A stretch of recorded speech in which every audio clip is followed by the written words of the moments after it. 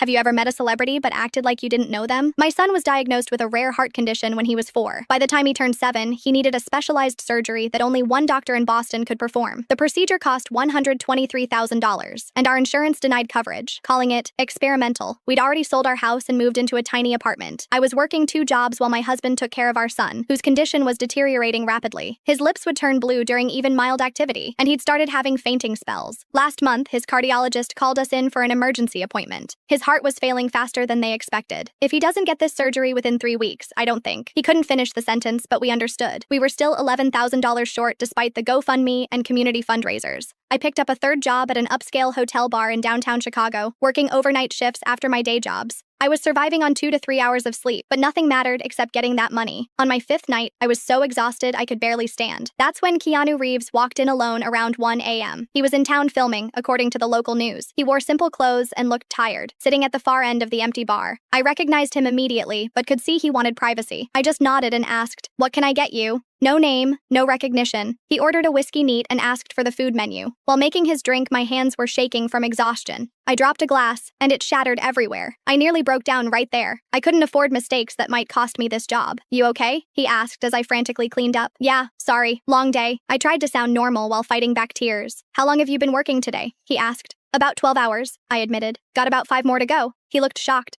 "Why such long hours?" I never discuss personal problems with customers, but something in his genuine concern broke me. "My son needs heart surgery. We're running out of time to get the money." He nodded and didn't press further. I served his food and kept my distance, bringing refills when needed. When he finished, I brought his check, thanking him for coming in. An hour later, as I was closing his tab, I noticed he'd left a $6,000 tip. I ran outside to catch him. This had to be a mistake. I spotted him getting into a car and called out, "Sir, I think you made a mistake on the tip." He turned and smiled. "No mistake. You're working too hard. Get some rest." "I can't accept this," I said, even though we desperately needed it. "Please do," he said. "What's your son's name?" "Ari," I replied, confused. He nodded and left. I stood there holding the receipt, overwhelmed by the kindness, but knowing it was still far from what we needed. The next morning, I was awakened by my husband screaming. I thought something had happened to Ari, but he was holding his phone, crying. The hospital had called. An anonymous donor had paid for Ari's entire surgery and recovery care. We flew to Boston 3 days later. As they were prepping Ari for surgery, a nurse handed me an envelope. Inside was a note that simply read, "Everyone deserves time with their kids. KR." 6 months later, Ari is running around like any normal kid. I never told anyone who helped us. Some things are meant to stay private, just like I kept his privacy that night.